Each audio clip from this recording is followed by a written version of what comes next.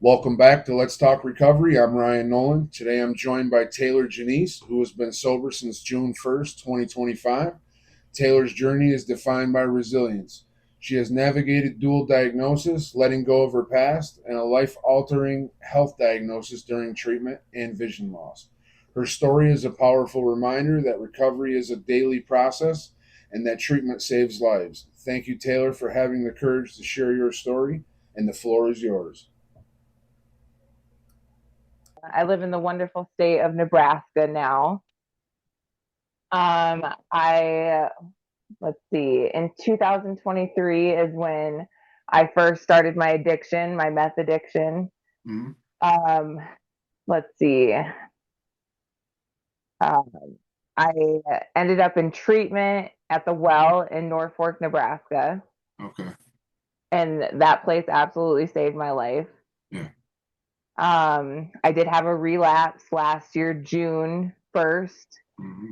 Um, and then I ended up back into treatment. It was over an overdose, and I was in treatment until September, and then I moved here to North Platte with my best friend who I met in treatment, Hmm. and I've been sober since.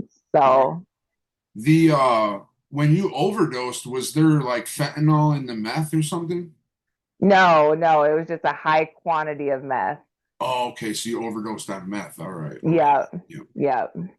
Wow. How did you end up, were you hospitalized for the I overdose? was, I was, I was hospitalized for about 4 or 5 days, and then I went into treatment right away. Okay. Yeah. Um, what was it? Did your blood pressure get high? Oh yeah. Yeah, same thing happened to me. I overdosed on an upper, and then I immediately lost my vision because my blood pressure was so high. I ended up being intubated and all that. Is that kind of what happened? Like you just did Yeah. so much? Yeah. Yeah. Is that what happened with the your sight loss? No, that actually, when I was 5, I had an attack where I had lost my vision completely. Oh, And um, I've always had low vision right. because of that, but they never knew what it was. It wasn't until I was in treatment that I was able to be diagnosed because I had another attack where I lost more vision. Oh, okay. Yeah. That's terrible. Yeah. So you went to rehab. How was that experience? I loved it. Yeah. It was an all women's dual diagnosis treatment center. Mhm. I met some of the greatest women, counselors, doctors. I mean, great support. Right. Were you on any sort of MAT or anything like that? No. No, you just did it cold turkey? Yep. Yep. What was the detox like? Did you do detox or did you go straight to the rehab? I went straight to the rehab. Yeah. So you went Yep. right from the hospital to the rehab. Yep. What was the treatment like? Like how were the groups? Were the groups all right? Because I know when I went, Oh, oh, huh? go ahead. Go I ahead. know when I went to rehab, I didn't really like the groups too much. Mm. It was like the content, I didn't feel like it was really talking to me or whatever. I actually really, really liked the groups. We did a lot of like resiliency and acceptance Mhm. and boundaries Mhm. and trauma groups and anger management. I mean, I think all of them were very helpful. Right. When Mm. I know trauma is like a big thing. Was was trauma the source of why you were using in the first place, you think? Yeah, I think so. I had went through a domestic abuse situation with my ex, and he had stolen my dog Oh and my God. ended up trying to commit suicide, and that's kind of how it led me to addiction. Okay. All right. Yeah. Yeah, So there was it. dual diagnosis is tough because you've got the the mental health piece and then the addiction piece, which just kind of is a brew for disaster. When you were in rehab, how was the like how do you feel like it helped you quite a bit, or did I know you said you went to what, two rehabs? I went to the same rehab twice. Oh, okay. And Yep. did you relapse after completing the program? Yes, I did. Oh, okay, but you were able to dust yourself off and get back on track. Yep, and go back to treatment again. Oh, you went again. Okay. Yep. Do Yep. you do you do you feel like you got something more out of treatment every time you went back? Definitely. And I feel like I was more personally ready each time. Because when I first went into treatment, I wasn't ready. I was relapsing and I was sneaking out and I was still doing the most. Hmm. Uh, it wasn't until I got diagnosed with this rare neurological immune disorder while I was in treatment that I decided to turn my life around and do it for me, Right. you know? Yeah. Yeah, that sounds a lot like my story. I'm the same way. I went to three rehabs, and every time I went back, I was doing something different, but I genuinely wanted to stay clean each time and found myself relapsing. Did I know for me it was the last time I dove into the spiritual side of things and I started Mhm. actually reading the NA book. Do you go to meetings or stuff like that? Like, what are you doing on a daily basis now to stay clean? I do go to AA meetings. I do work steps with a sponsor, an AA sponsor. I was going to NA and AA, but AA just felt more spiritual for me Hmm. personally. So yeah, that's pretty much. I stay working the steps right now. Right. What step are you on? I'm on step 9. Oh, okay, that's great. Yeah.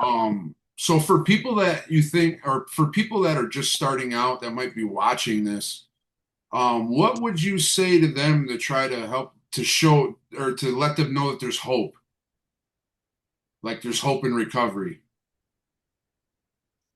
I just think if you stick with it and if you actually work a program, life just gets better. Hmm. Like I can just show for it, you know? Right.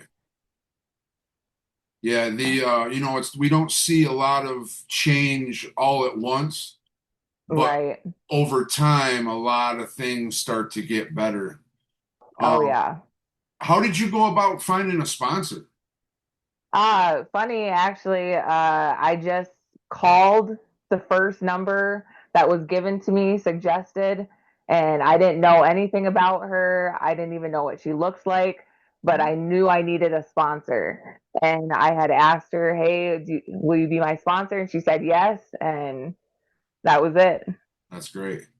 Yep. Now, were you one of the people that when you got out of rehab, did you go to meetings right away like they say to? Because I know it increases your chances for success by like 50%. Yeah, once I got out of treatment, I did 100 meetings in 100 days. Okay, that's Yep. great. And that definitely helped. Oh yeah, Yeah, definitely get me a part of the community again, get me a yeah, part of a fellowship, you know. yeah. Did you were you able to identify a higher power? Do you think that a lot of your recovery is based on a higher power, like doing something for yourself that you can't, or they do something for you that you can't do for yourself? Yeah, definitely. Definitely 100%. And it was through AA that I found my higher power. Okay, Once I found out that it was kind of something that I could individualize to me and it only meant something to me personally, then I found what I was looking for. right. I know in AA they do a lot of book meetings or like a book study meeting. Have you ever went to one of those? Yep, yep, I do every Tuesday. Okay. The information that I read the book, but when you go to those meetings, you get so much more out of it because of the group of people that give feedback for every line. And Exactly. yeah, and the history of AA is just it's profound. It started, have you ever, I don't know if you know a little bit of the story, but the it was just a few guys that started out not wanting to drink and they just started helping people. In the act of helping people, they were able to help themselves. Right. Um, do you feel that one addict helping another is valuable? Yes, definitely. I feel like an addict has more experience, strength, and hope than a doctor or a psychiatrist alone can offer. Yeah. Um, Definitely. Yeah, because nobody understands us like another addict. They can call us on our shit, and once you make friends with people, like especially a sponsor, they know when you're acting funny or when something's wrong or um, you know, Exactly. and another thing I wanted to ask is did you go through like a shock from going from rehab back to the wild, I'll call it, like coming home? Because I know in rehab, everything's taken care of, like toilet paper's bought, your food's taken care of, you got a bed, laundry, all that. Was there like, did you go through that shock, they call it? I did when I first got out the first time. Yeah, The second time, I knew to take it slow. I knew right. not to jump right back into work. So I Yeah, got a part-time job. I knew not to stray away from meetings, you right. know. Yep, So it's been a nice transition this time. yeah. And when you go to meetings, do you find that when you share, like you're more convicted in what you're sharing, or like if you don't necessarily, or if you're struggling with something, if you talk about it, do you get more out of it? Definitely. Like you start to believe what you say. Yep. Yeah, I know for me, like the more I read and the more I shared, the more I retained the information. Mhm. And talking to my sponsor every day is just it's amazing. This guy is able to turn me right around 180 degrees. Have you ever been in a situation where your sponsor actually like talked you off the ledge, so to speak? Yeah, definitely. Especially when she told me about reacting with grace and dignity. Yep. Like you would never regret anything if you acted that way. And that really resonated with me personally because I was such an angry person. Right. Yeah. Yeah. Um, yeah, anger there. So like they talk about spiritual principles or just principles in general, one being slow to anger, quick to forgive. Do you find yourself forgiving people more than you had in the past? Oh, yeah, definitely. Yeah. Yeah. Um, so what is a day like now compared to when you're addicted? Like, and I say like you wake up in the morning, you're taking care of yourself, you might be going to work, like what significant changes do you value the most? Honestly, it's like the simple things because in the beginning, when I first met my sponsor, she had given me a list of things to do in the morning. So it was like things like brush your teeth, brush your hair, Mhm. So it's definitely these little moments that I can remember now. Right. Yeah. And the routine keeps you focused. And do you have a lot of spare time where, because I know they talk about free time is like is setting pace for relapse. If you're stuck with your own thoughts, it's Mhm. it's And not good. And I did struggle with that. I did struggle with the boredom Hmm. of recovery. But that's totally switched now. I kind of see it like the freedom of recovery. Hmm. I get like all this time in this space to find out who I am again and Right, like find out new hobbies and new things. So boredom went to freedom. right, right. And have you been on any 12-step calls? Are you helping other addicts or alcoholics right now? But so far, I've just been helping people like in the rooms when I speak. Yep. I'm not sponsoring anybody at this time. And I have not done any 12-step calls. Okay. I was just curious. They, in just by listening to somebody could be helping. I mean, sharing and listening is just as important as sharing. Um, Exactly. you said you're on the ninth step. fourth step. How did that go? I got through it. You got through it? Yeah, I mean, it was kind of a scary step for me, but I have a really good sponsor who was Yeah. right there with me the whole entire time. Yeah. And what after you wrote a bunch of stuff, did you have a lot of pages? Yep. Yeah. What was the end result? Once you gave it to them, what did you do with it afterwards? I burned it. Ah, you burned it, I huh? did. Yep, Oh, I burned my whole four step. okay. What was the reasoning behind that? Did your sponsor tell you? No, it was just uh kind of for just for me, you Yep. know. Yep. Yeah. I've heard people say that they can get all spiritual with it. It just depends on the person, but they say when you burn it, the smoke's going up to God, you're giving it to God, or Yep. I've heard a Giving bunch of it different up. things. That's got to be a good feeling, though. I mean, just getting that Hmm. out on paper, um, it's got to be a great feeling. Yeah. Do you feel like that helped you quite a bit, or Oh yeah, definitely. I definitely needed a fourth step in my life because I didn't know I was holding on to so many resentments. right? Yeah. So, do you on your regular days, like when you're going through the day, do you have still have cravings or triggers, or is there a time when you feel like using where you might have to call your sponsor or Not right now. I'm kind of past the desire to use just because I have so much going on. right, But definitely in the beginning, it was like a lot of triggers, a lot of old people coming back into my life or trying to, but I've stayed away from those things, people, yeah, places, and things. yeah. So The I'm doing pretty good. yeah, cutting off that old social network was hard for me. I had friends of mine for years, but if they're not focused on what you're focused on, then why should they be around? Was that hard for you to cut off Mhm. that social network? Oh yeah, it was hard because there was times I was in jail and those were the only people that would check up on me, Right. you know. Uh, but my recovery had to come first. Absolutely. Absolutely. Yeah. What are some goals that you've set in recovery? Like, what do you hope to accomplish?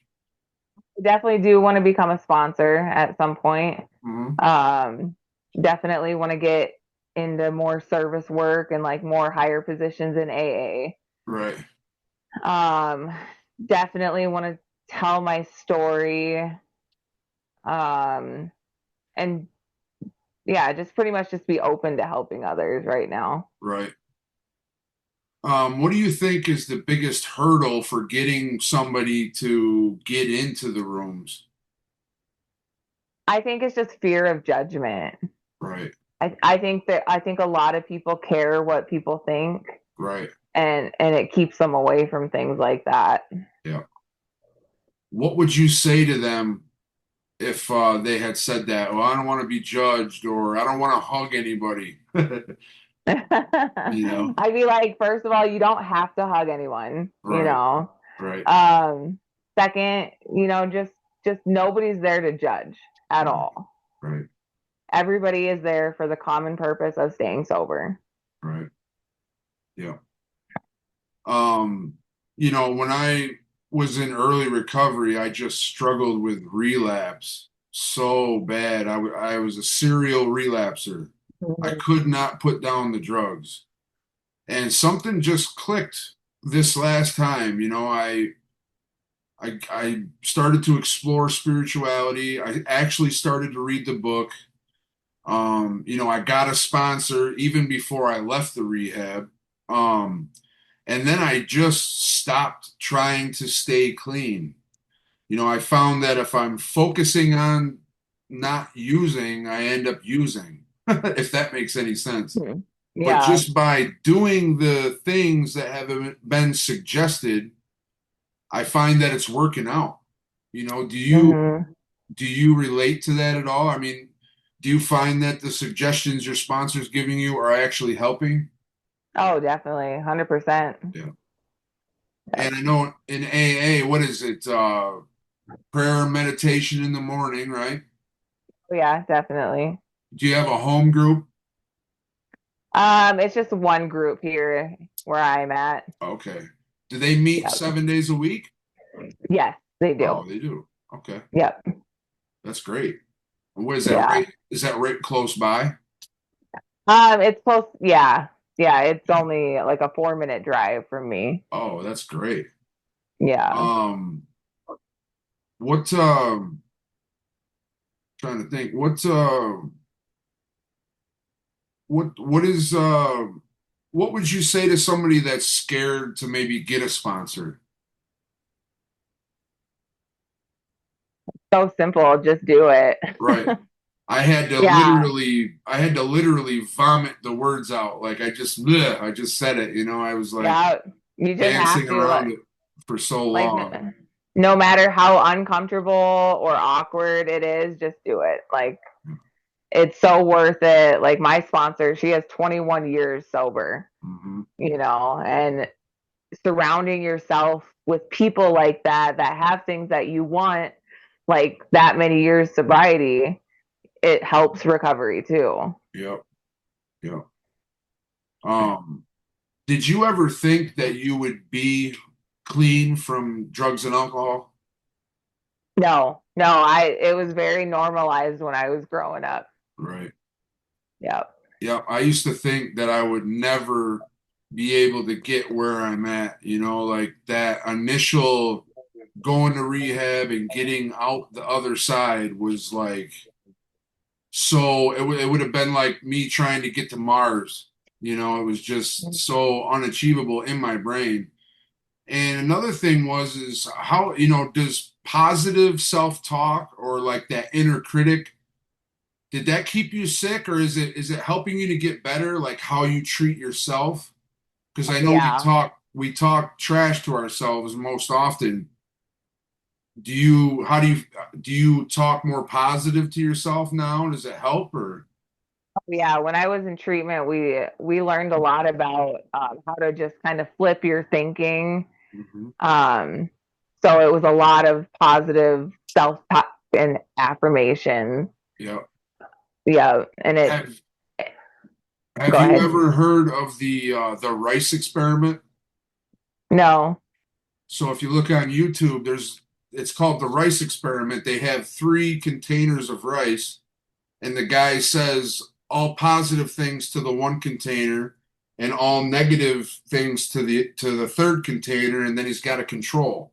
And after 30 days, the one he said positive things to turned light brown and had a sweet smell to it, and the one he said negative stuff to turned black and moldy. So that's the power Right. of what we tell ourselves. Yeah. If we are negative to ourselves all the time, we're gonna get negative and just be black and moldy inside. So it really helps to just stay positive. Yeah. Do you journal? I do. I do. I have my journal right in front of me. Oh, okay. I Yep, I journal every morning, every night. Right. And how has that progressed from addiction to now? Do you see the changes in your writings? Definitely. You can just telling like what I write about and just going from like where I was. Yeah, Right. it's definitely a difference. Yeah, and I know in my journal, if you look at mine, the first couple pages are all swear words. Like literally, I was just venting, and I don't do that anymore. I don't. You can tell, that I've grown. And what are some other tools that you use? Do you have like a gratitude list? Or I cringe at even saying gratitude, but do you write down um, things you're grateful for? I don't, but I do have a gratitude list that I had made for my sponsor that I have Right, hanging up. right, I just look at that every day. I mean, it has some of the simplest things on there. I'm just one of those grateful people. right. Yeah, that's great. Mhm. What were you able to like identify character defects through your sponsor? Like, does she tell you about yourself? Definitely was able to do some inner work. And I learned a lot through treatment too. Yeah. Yeah, Yeah, treatment, it allowed me to dig deep. And do you still talk to people from the rehab where you went? I do. I You do. do. A lot of the girls that I was at the rehab with, roommates, Hmm. I can call the treatment center and talk to the staff whenever I need to. Yeah. Like they're still supportive even with me out. Yeah. Yeah, Yeah, it's good. It's good to build that fellowship. You have to replace, your social network with people who are trying to achieve the same things. I used to say in recovery that if you're not trying to be the best version of yourself, I don't have time for you. I'm not. I can't. If you hang yes, around with a bunch of addicts and drunks, you're gonna get high. Like I'm trying to hang around exactly. positive people, and Hmm. so like I've heard this is kind of harsh when I say this, but do you feel that some addicts have to perish for others to survive? That's a deep That's a one. deep one. uh, Unfortunately, I think yes. Right. It's Yeah. it's the reality. Right. What can you explain a little more? Like what do you feel like it's like a learning thing or like for me, I know my brother had passed away from an overdose and that didn't keep me clean at all. But I think it comes to a person, in their life, they come to a point where they're either going to perish or they're going to get clean, and people in recovery that are in the rooms watch somebody come in and then they go back out and then they end up perishing, like kind of keeps them grounded in recovery, like what are your Yeah. thoughts on that? Have you ever seen anybody come in that just disappeared or I mean, the thing was when I went to treatment last, one of my friends had just passed away in the room that I went into. Um, and that was a huge wake up call for a lot of us that were relapsing at that point. right, You know, uh, didn't have to happen. I mean, she was a beautiful woman. But the fact that it did, it was a big wake up call. So I do see it as a learning experience, but it's just unfortunate that it has to happen like that. yeah, yeah. Yeah. Good people. We lost a lot of good people, but the object behind me doing these interviews is to spread the message to the addict and to people, that still suffer, and even to families that might not know how to deal with an addict or an alcoholic. Did you struggle with your family coming out of rehab? Like, did they not trust you initially, or Oh yeah, definitely. I thought it was gonna be like we were gonna go back to everything how it was before addiction. I thought like I would be welcomed back with open arms. But once you break that trust and it's hard to rebuild it. And right, that's something that I have to wait for to happen on its own time. right, I can't force it. right? That's exactly right. Do you find that that's working? Is your family relationship starting to get better? Yeah, I have a trip coming up here in 10 days to see my mom. Um and that's huge. I haven't seen her since I was in treatment. Right. So it is, I mean it's steps. Yeah. Is she touch and go or like on eggshells? Is she worried? I think she's getting a little bit more trusting, Right. now that she sees everything that I'm kind of doing and, Right. I think she can definitely see the change in me. Yeah, that's huge. Just Yeah. like you said, just keeping on your path and everything will come together, and yeah, so I mean, if you had in closing, what would you want to say to somebody that's sitting in an alley or sitting in a drug trap house right now that's struggling, that wants to maybe make a change but doesn't know how to, or doesn't know how to start the project process, what would you say to them? I would definitely tell them that no matter how bad things are right now, that there is hope for a better life.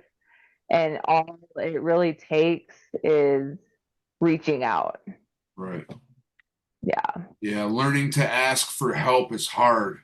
That was the Yeah. biggest thing for me, was just asking for help, and my ego and my pride kept me from doing that. I didn't want anybody to know that I wasn't in control. Right. And that was the biggest thing for me. Hmm. Yeah. And well, I thank you very much for coming on the show. And Thank you. if you like my content, want to see more, please like, share, subscribe. And thank you for watching.